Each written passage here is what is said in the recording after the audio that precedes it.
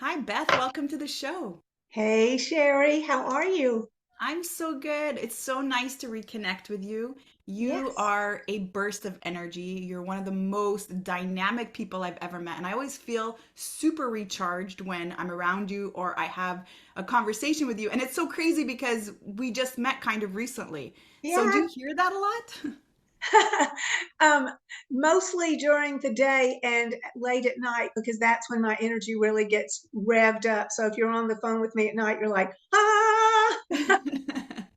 I love that. I feel like you're the recharger for most people. And I remember the first time we connected, we spoke a little bit about the importance of really harnessing that inner strength, really focusing on your fitness, even through the challenging times where generally I notice that's actually the time where most people let go of their rituals. And what's super interesting, and I always find around the New Year's time or when somebody's turning the big 4-0 or 5-0, they have Or six all of, oh, or 6-0, or that's true, seven or oh. 7-0, yes. They have all these intentions around these rituals, and then Yeah, there's this expectation that things need to line up to get started, and then right. things have to stay lined up for me to continue my rituals. And then if something happens, like a life event happens, and all of a sudden we lose sight of these rituals. And so one of the things that I admire so much in you is just the importance of these rituals throughout the turbulent moments of your life. And before we get into that, I'm just maybe curious if you could share a little bit with the audience around what Okay. your story is, what Okay. you do also, so that we can share a little bit of a reference point. Okay. I am the baby of four children, and my oldest sister was 20 when I was born. My next sister was 17, and my brother was 14. So I was this little entertainer, the one who always made everybody laugh and loved life from the very start. And experienced tragedy really early as a child when my brother was killed in a car accident at 8. I'm so And sorry. excuse me so much. And so, good grief, what in the world's happening? So, and then we had several car accidents in my family. Just some really tragic things happened. And so I learned early on that I couldn't just depend on me, that I needed someone bigger than me. And so I actually became a Christian at 8 years old Wow. and really began to lean in when I would hear my mother crying at night, grieving, or some kind of very sad thing happening, that I needed somebody there with me. And so that's where my faith in accepting Jesus just changed my life early on. And Mm. then I went along through life and I got married before I got grown up. I Hmm. used to say that it took me so long to have children because I hadn't even started my period. I was so young when I got married. I was 18, but I was in the South, so whatever. And so, Wow. Okay. Mhm. and so, so throughout those years, really trying to figure out how to grow as an individual when I really wasn't just an individual anymore. I Hmm. was connected to somebody, but not necessarily really heart connected. So there were a lot of years of trying to figure just the kind of a struggle Mm. out of what is it that's happening with my life. I went to college and went to graduate school and all that. And then fast forward, when we had been married almost 27 years, decided that he wanted a divorce. And that's when all the fall draw started. Right. And in past anything that I could have ever imagined, and past anything that I think pretty much anybody that doesn't know this system well in the state of Georgia. They took my uh, children and they took my house, and I had been a stay at home mother Oh. and really dedicated to his career. And I wasn't allowed to work. So I don't want to get all caught in the crosshairs of that, but that is part of the story that I think we're going to talk about today. And part of the reason that I want to encourage people during the worst times of your life to really press in. You're not alone. And for me, I've learned that God had an amazing plan. So as I sit right here, right now, with a company that I love, and with a husband that God has given me that I love so very much, and we do life together, Mm. to be encouraged that the best is yet to come, that when you're going through a bad place, it's a point on the continuum, and it's not going to always be like that. So I have that passion in my heart to say that. That's so powerful. It's so powerful. And as you are saying that, I just see the certainty in your voice. I really see just the validation in what you're saying. And it's super interesting because I find that you're so centered from this place. And maybe anyone else listening is like, oh, wow, Beth is so positive. And she was able to just rearrange her life. She just mentioned that she, because of divorce, lost a lot of really important things in her life, a lot of things that were familiar to her that she actually Yes. dedicated so many years towards. And so, was there any moment where you actually did maybe lose faith or lose hope or lose trust in the universe, God, whatever it is that will come your way? All the above. Mm, All the above. And for people who haven't heard my story, or for who know me but they don't know so much that part, they might be like, what? How in the world can that be Beth talking? But mm, I was so desperate. I was um, 44 when all of the hell really broke loose, and it was as close to hell as I ever want to get. right. And when you take a woman's children Mhm, away from her, mhm, there is a place inside that is a huge ripping and tearing that cannot easily, out of just divine healing, happen, I don't believe. mhm, And so my house and my children and my entire life was ripped out all at the same time. And so there came a time, because when I was actually 14, the Lord had started giving me these words that would just come to me like visions. And so I was familiar when He started speaking to me during these times with words that were encouraging me to stay strong. And mhm, so I was having a conversation back and forth. One time I was having one with Him, and I was saying, where are you, God? mm, How can you be allowing this through all of these things, through all of these years that we've walked together, that I've gotten to walk with you? Where are you? Are you? That was the mm, first time that mm, I had ever said, are you? But that didn't scare Him. And He continued just to meet me and give me words, even on top, even in that conversation. And so I began to write them down, because there were so many times when I felt like I can't do 60 more seconds of this pain. I cannot live through 60 more seconds. I want my children back. I want my home back. I want my life back. And every single time when one of those words would come, it would give me hope to get to the next 60 seconds, and then the next 60 seconds. And so, yeah, wow. it absolutely was incredible. That's so powerful. And so, how did you stay aligned in that trust and what really helped you get through all that? I had, I was in my mid 40s, Mm, and I had women who had been through hell themselves, who were older, who mm, were in their 70s and 80s, and they came alongside me and really linked arms with me. mm, And I cannot say enough about the importance of older, wise women. And that has been a commitment that I have tried to walk into as I have been through that and come out of it and gained more years and hopefully wisdom, that I'll be able to speak into women's lives, especially women. I mean, there are young ones, men, but for me, the knowing what it's like to be a woman, mhm, that I take it very seriously, that God literally gave me those women. Some of them I had to live with because the judge didn't give me any money or a place to live. The Georgia court system is brutal. mm. And so they opened up their homes and opened up their hearts to me and would just walk alongside with me. One of them was kind of like a Harriet Tubman for women going through this. Oh, wow. And she had this big, beautiful home. People didn't know. I had been by her house 100,000 times and did not know that this was really like an underground railroad for women going through this. Mm, And she had gone through it in Tennessee. So she was also paying forward what she had been through. mhm, So, so she would say, I want you to get up every morning. I want you to put your makeup on. I want you to dress in bright colors Wow. because literally those days I could have just stayed in the bed Right. and not gotten up.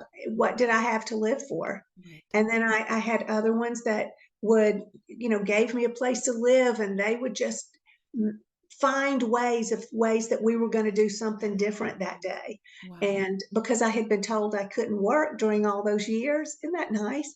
Then I was able to actually, God had made a provision for me when I didn't, that really kind of precipitated the whole thing happening because I got a job, even though I was working from home. And so I was able to actually literally get a big girl job and and be outside the house. Oh my gosh. And so it was an incredible time of having people, women who had also had careers in the midst of all of their things too, and great life change. And so they were just encouraging me. I was like, just Wow. encourage, encourage, encourage. And I take that very seriously. Hmm. Wow, so much to unpack there, I'm curious because it seems to me that while you were going through your marriage, there was a lot of restrictions maybe placed on you, and maybe this was an agreement that you came to, and then all of a sudden you almost had to just change everything, change your identity. And from what I hear from those who've gone through divorce, I mean, this is one of the greatest life events, and it's almost the equivalent of taking everything on a picnic blanket and just disheveling it and Yeah. starting all over. And so one of the things that also I hear is that there's a big mourning process because there's Yes. a lot of expectations also that we have, let's say growing up in a culture or an environment where marriage was expected, maybe divorce was frowned upon. And then Hmm. of course there's that fantasy that maybe many of us have growing up as young girls or boys where we're envisioning this white picket fence, we have the house, we've got the cars, we've got the spouse, we've got the kids, and everyone's Yeah. happy.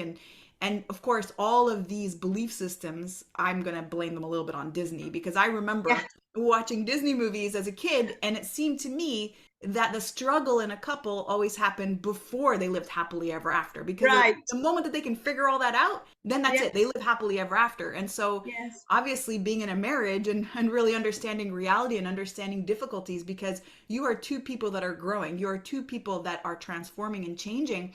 And why this, Hopefully. sorry? Hopefully. Hopefully, right. Or growing, maybe growing in opposite directions. Hmm. And this conversation is important, Beth, to me, because when I talk about health, I'm not talking about BMI or percent body fat. That is not the definition of health. Health, really, the definition as I describe it, is more of a feeling. And it's a dynamic state where you're connecting with how all the different aspects and areas of your life are making you feel. And so, health Yes. then is a balance between the relationship with your body, the relationship with others, and then the relationship with self, which is subconscious mind, Yeah. that voice in How your you head. think. Exactly. And so, since this is a very important aspect of health, maybe for those who are currently going through divorce or considering to go through a divorce, what would be some advice that you could share with them that could help them actually get through this incredibly challenging time? So I had this, and then maybe it was a fantasy. It didn't come from Disney, but it was, and I do not think to this moment that it was a fantasy, that it Mm, couldn't be like this. I believe that if you have done everything that you can and the marriage is still not working and you're two reasonably sane people, then there is no reason that both of you and the children, and really most importantly, the children, I mean, mhm. it's important for all of us. It does not have to rip everybody into smithereens and leave a pile of burned ashes there because a couple decided they were going to get a divorce. I Right. remember this wonderful therapist that I was seeing, and she said, "You're not going to be partners in marriage, but do your best to be partners in raising those children." And so I had that in my mind, and I know, as God is my witness, that if my children's father, and that's what I prefer to call him, because I still haven't gotten fully through that forgiveness part, Oh, because my children are still suffering some of the side effects of all of this. So it affects me still. God knows we have the conversation every day. But I absolutely believe that if he would have been a man, I'm sorry, I am really not interested in weak men. If Mm, he would have stood up and said, yeah, we're not going to be married anymore. I don't need to go pay a judge. I don't need to go pay get a crooked attorney. We can walk through this thing and be divorced and take care of these children. And I believe that is the most important thing is to honor, yes, honor the vows that you took, but honor the vows when you have a baby and when you have children that you want to raise them the most healthy that you can, then by golly, do it. And mm, don't do some nonsense divorce that destroys everybody and rips everybody to pieces. right. There's a Southern saying that burns me up. Right, right. Because that relationship is still there, right? Especially if you do have kids. So Yeah. there's a relationship that you have when you are married with your partner and you're raising or co-parenting together. And then when you do split up, you're still co-parenting. Right. And It so should that be. relationship continues to exist for as long as, let's say, the kids are maybe needing to communicate between the both of you. And so where Yes. are you now, let's say, Beth, when it comes to this whole aspect of your life, this particular event in your life, which is very, very stimulating to the nervous system? Where are Mhm. you now in terms of how you're viewing the whole thing? I heard a sermon that actually my daughter sent me the other day that her pastor had preached this past week on forgiveness. Mm. And I cannot tell you, if I had a nickel for every time that I'd heard a sermon on forgiveness or had somebody tell me that I needed to forgive, I probably would way have made up everything that I lost during that divorce. But, a lot of people come into this, oh, you've got to forgive, you've got to forgive. Well, for some people, when they're going through the trauma, I was diagnosed with PTSD, which is no surprise. Right. um, that when you're going through that, then it's not like, oh, I'm perfectly healed, so I can just get up. It's like if you had a broken leg and you're telling somebody to get up and walk on a broken leg. And so, yeah, so I just, I really want to encourage people. I kind of lost my train of thought a little bit there, but the forgiveness part and this sermon has really helped me, really helped me because he recognized that there's hurt, Yes. that the anger is actually the secondary emotion. Mhm. That pain is so grievous. And there's been so much grief around that because I did have all these plans for my home and my children and my family. I didn't ask for that to be ripped away. So forgiveness has been the hardest thing that I have ever had to do. I pray the Lord's Prayer every single day. Forgive me my sins as I forgive those who have sinned against me. And I've heard it say trespassed against me. Mhm. So I was trespassed all over. And Right. because my children were trespassed because they were talked into what they were told that in Georgia law that when you turned 14 you could choose where you wanted to live. And so their father told me that he had waited until they were 14 and then he could have them sign affidavits to live where they wanted to, and then they were just given everything in the world that they could possibly want to keep them on that path. That's so, I had read Judith Wallerstein's book over and over about divorce, and that the worst time that you could do it was the teenage years for these kids, especially early to mid teens. And so to see them so destroyed at such an important time in my life, I am a fierce mama bear. Mm. And so that just made me pull out every sword, every, yeah, that I could find of don't hurt my children. Do Right. not hurt my children. So Right. that's why I really, and if divorce is necessary, because having gone through it and knowing other people that go through it, and I have, even people who talk with me about it all the time, I will say, do your best not to if you don't have to. I Right. mean, there are some times when it just happens. It just happens. but then do your best to make sure that you don't destroy each other and destroy the children. It's possible, but boy, you have to suck it up. Yeah. Yeah. Yeah, So, absolutely. And this just brings up the concept because I know for me, if I am in a lot of pain, it's hard to forgive because I'm still experiencing that pain. So how can I forgive when I'm suffering? And yeah. so I'm curious from your perspective, do we have to heal our pain, you think, in order to be able to forgive? Or is the process of healing your pain actually through forgiveness, by forgiving first and really working intentionally to forgive? Because the way that I see it is, it's almost like you have this energetic attachment to the person, right? So Yes. there's this constant trigger, whatever they're doing, whatever they're saying, the Yes. memory of the experience is Mhm. constantly re-triggering the trauma. And Yeah. so by really creating forgiveness, you're releasing them from that tie that they have with that mental Yes. space, the mental capacity you're giving them. So what do you think, maybe after just having surpassed this experience in your life, do you feel that forgiveness actually would harness that healing ultimately? I think it's both of what you said.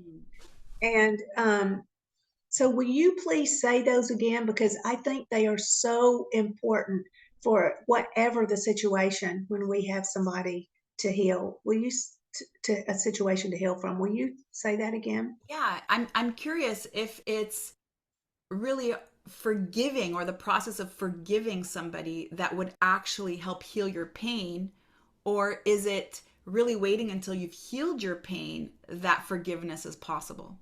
It is absolutely both of those things. And for me, I know that I cannot do this outside. I can't do it just on my own. It is bigger than I am. I mean, it is the reason that I constantly pray about it. And it's been interesting because there have been times when I've said, "Okay, I'm forgiving. I'm forgiving." And then and I'll be praying, "God, help me forgive." And I forgive you for what you did. And, just really naming off those things in my mind. And I'll go, "Okay, I've forgiven." Every single time. Then it's like all hell breaks loose with one of my children with something that's a painful thing that's happened that's connected to all of that. And Right. so it has been a constant for me. It's not just a one time of Mhm. going, "Okay, I forgave. I'm fine Right. now." It's a continual Yes. forgiving. And what you said about that disconnection, that's part of what that sermon was saying. I need to listen to it about 75,000 more times. Of course. But that was one of the parts, though, of that disconnecting that, because while those connections are still there, Yes. then the pain's still there, the memories are still there. And I didn't grieve the divorce. Mm. I grieved the loss of what was happening, of the loss of my children, the way that that was happening, and the plans that I had for their lives. Mhm. I think that the grieving maybe over that marriage had started a long time ago and had finished a long time ago. And Right. then it was just kind of waiting out to see, because of what Judith Wallerstein had written, I was thinking I could just wait until my girls were in college Mhm. or maybe out of college. And then then we could go forward with that. In the Right. meantime, we would just be good people raising these girls. Right. So, Right. women. Yeah, and just coming back to this conversation around health and the importance of relationships and how that actually impacts our health, right? So imagine we're eating organic, we're going Yeah. for runs every day, we're meditating, and Mhm. yet we're in a toxic relationship, right? Right. That's very much interfering with our state of health. And so Yes. one of the things that I teach is this concept of what I call the labyrinth, where there's this moment, it's almost like a maze. So the labyrinth really comes from my visit in Greece, where a lot of the little towns are these little labyrinths. And Oh, so right. you're stuck in this space with somebody else. And the Yeah. reason why you're stuck in this space with somebody else is because you're still waiting for things to be fair. You're still waiting for somehow to be paid back for the pain that Mhm. you had to endure.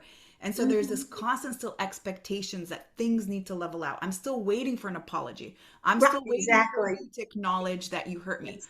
And Yes. it's so hard to move on from this place because I know that you're in a beautiful, gorgeous relationship. I got to hear your husband in the back, and I could already tell you guys have an He's amazing my most dynamic. amazing man. He's a good man. He And is so the I'm most just amazing man. curious, as you continue to stay in this labyrinth, and let's say without forgiving, because the process of forgiveness is really cutting that energetic cord that you have with somebody, really Yes, allowing you to free yourself from that labyrinth. And yes. so are you noticing that maybe not being in full forgiveness, and I feel like you are working on it, it really is very clear that what continues to trigger that is just actually the pain that you're experiencing from your kids as a side Yes, effect of the whole divorce. yeah. So do you feel that you're actually bringing the labyrinth with you, or you're maybe still with some of those belief systems that were developed in your previous relationship, that you're actually still Mhm. bringing it forward to your current relationship? That is such, I feel like I'm having like this, this denouement right this minute. But because I love labyrinths, I think they're so beautiful. Yeah. And I'm thinking about when I was walking in one in San Diego. I could have walked that thing all day. It was so beautiful. But that is such a perfect way to put it. As long as I am dragging that thing with me, Yeah. then I am not even fully into this life now that God has given me. And I'm cheating myself. I'm cheating this. There's just so much cheating going on that this beautiful gift is not being able to be fully embraced and enjoyed because I'm still like tied to that. Oh, that is so good. You need to write a book, Sherry. I'm working on it, Beth. I'm working on it. You gotta help me. You wrote a book too. You give me some tips. It was literally like having a baby. I mean, it was like 9, 10 months of constantly pressing in and praying over that and trying to put it down in a way that people were going to receive it. It literally was. I was like, this is the Mm. hard labor and delivery was easy. Having a baby was Right? easy compared to this. Yeah. But man, I like that part about however you picture it, that if you're not able to forgive, then you're still dragging it with you. It's Mm. still part of your life. And I don't want that to be part of my life. I don't want him to be part of my life. And so I think I'll go after we get through and then I'll listen to that sermon like 25 times because that really is where Yeah. he's going with that too. And So it's so, this is it's interesting that we're having this conversation, because again, if we truly want to free up our energy, our focus, our attention, and really what's the priority for us in life, we mhm, have to clean out these weeds. And this is really what it is. yeah, And we have a relationship, whether that is an intimate relationship or a friendship, or it could even yeah, be a business relationship that yeah, may have hurt us or created a lot of struggle for us. But what yeah, we don't realize is that there's this still constant attachment. And so it'd be so interesting just to have that or harness that as a practice. And this is something that I would do during my prayers and meditations in the morning. yeah, There was a few, sticky periods in my life where I lost very important people in my life, or yes, there was a lot of conflict. There was also a moment where during the pandemic, I mhm. lost my gym, I closed down, I had to merge with Aw, another gym. So there's a lot of things that had happened during that time. And I remember in the morning intentionally just thinking of the people that hurt me, that wronged me, and just sending them love. Just sending ah, them love and gratitude, nothing more. Just sending them all of my love. And Beth, this was the hardest, most challenging thing for me to do, yes, because I'm a fighter. I know you yeah, started off by telling me that you're a Viking. I'm a Well, me Viking. too, woman. I Yeah, am a fighter. And so for me, my first instinct is always like, bring it, let's go, yeah, right? But yeah, here I am in complete surrender and just giving them love, giving them love. And ultimately, it freed me. So forgiveness is not about the other person. It's not releasing the other right, person from whatever wrongdoing they did. Imagine that person passed away and you never had a chance to hear the apology or to have the conversation or yes, have the closure. And I think closure doesn't necessarily have to happen between two people. Closure is right, really yourself. It is you being yes, able to give love, to open up your heart, to yeah, allow for more beautiful things to enter your life. And so this is a practice that if anybody's listening, I really suggest that you try. I invite you to maybe create this intention, this time where really you're sending out love to the person, you're sending out gratitude, because everything I realize is perspective. And the Yeah. way that I view certain experiences, the way that I went through particular experiences may be very different than how the other party went through it. Hmm. So, Beth, if you and I were to walk through a beautiful park, maybe you're noticing all the beautiful trees and the colors in the sky and how gorgeous the grass is and how beautiful everything is well kept, while I'm focusing on how there's gum everywhere on the floor and there's garbage and people are such slobs. Look at these cigarette butts. And so we're in the same park, but my perspective is very different because I'm looking Yes. at what I don't like, what I don't want, what is not pleasing me, what's displeasing me in the moment, whereas you're actually focusing on all the beautiful things that exist. So I'm curious what you think about that in terms of just maybe shifting perspective and then harnessing that ability to send out love even though you really don't want to. Well, there you go, getting better than I am about all of that.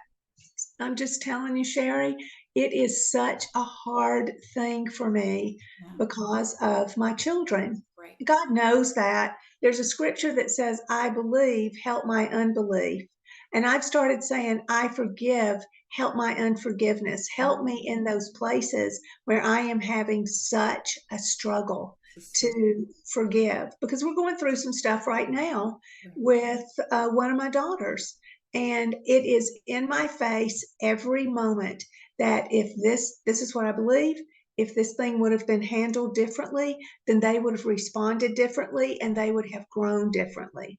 Right. And so I am really having to press into God. And it's interesting that you bring the part about perspective because I've been spending a lot of time in prayer, a lot of time fasting with getting God's perspective on all of this. I Mm-hmm. really, really need to get past this. It's Mm-hmm. past time. Mm-hmm. And that I had someone tell me when all of the stuff was going on that the best thing that I could do was to show my girls a strong woman to pattern Yes. after. Is Yes. that amazing? Yeah. That's And so beautiful. I'm thinking about that even now when my daughters need to see me forgive for their own healing, for the Yes. places where they are. I have one daughter that is just, she's just kind of got this thing figured out about forgiveness. She's really, really good with that. And I love to be with her because of that. She's amazing with it. And then I have with my other daughter that for her healing, for what she's going through, and for her to even to fully be able to come back to me, even as a woman, that I need to let this stuff go Yeah. and forgive and cut those cut that labyrinth dragon thing around and just and let God do his thing. I mean, if I'm going to talk about God is doing this amazing stuff and look at all these things he's doing and I still can't totally give him that, then I am shorting myself of more fullness and more beauty that he has for me. So Mm. I'm aware of it. I mean, you are so right that it is a constant thing, especially right now. I'm spending so much time with it. I love your rawness. I love your vulnerability so much. I love how so connected you are with exactly what's going on. And then I also want to acknowledge that it is so easy for someone else to say, you know what, forgive, Beth, like, come on, right? But when we're going through it, and I really need to point this out, I've had my moments where when I was going through it and you would ask me to forgive, are you kidding me? Forgive? Right? Right? Yeah. And that's one of the hardest things. And we always talk about it. And in all spiritual books, in all Yeah. religions. And that's Yeah. why it's so powerful, the power of forgiveness, because that is strength. And oftentimes Yes. we think vulnerability is weakness or Yes. forgiveness is weakness, but it's not. Mhm. It actually takes a lot of courage and a lot of strength. And so I so appreciate your share and just your openness around that, Beth. It also doesn't mean this is really, really important that we, as I think, especially as women, but for men too, um, that we recognize that when we forgive, that doesn't mean we have to go back and get in Yeah. relationship with those Yes, people. absolutely. And sometimes that's a dangerous place. Like there's just absolutely that would be foolish and unsafe. And so we can forgive and then cut and go on with our lives. And Dennis Prager, that was one of the when God brought my life, brought this provision, I was able to rep him for years. And one of the incredible things that he said that just astounded me. He said that when we're going through grief, and he was talking to a woman who had just lost her husband and had two little tiny children, and he had died suddenly. And so she was sharing that, she listened to him every day. She got so much strength through the words that he was sharing. And he said, there's a thing about grief that we need to understand, that there is the grief over the loss of the person, and Mhm. then there's the grief over the loss of the dreams that we had. Yes, yes. And that's been the part that has hooked me, Yeah. was the dreams that I had of what my life was, not about just my life, but what my children's lives were going to be like. Like when I was having to take what I could take, I had this beautiful old rocker, and I had planned on rocking my grandchildren in that rocker. So Mm. there was a grief around that. So I think that absolutely has to be acknowledged, and that it's part of the healing for someone. That So, when you're grieving, yes, you're grieving the loss of the person and then all the dreams that you had. Isn't mm, that powerful? so good. That's So just powerful. so good. So good. Such a good conversation, Beth. I love speaking with you, and I feel like we're just two people getting together having a conversation that I think a lot of people also need to hear. And it's almost like everyone in this space struggling through the idea of forgiveness, healing deep, Mhm. deep pain, healing after a major loss, whether that is through death or divorce or anything else that really creates a separation between something that was very special to you. And as you just Yes. mentioned, not just a person, but the fantasy around that, the dream Yeah. around what that person also brought to you. And I think this is something so needed, especially that most of us go through this alone, that most of Mhm. us struggle through that process of forgiveness and really just recentering themselves.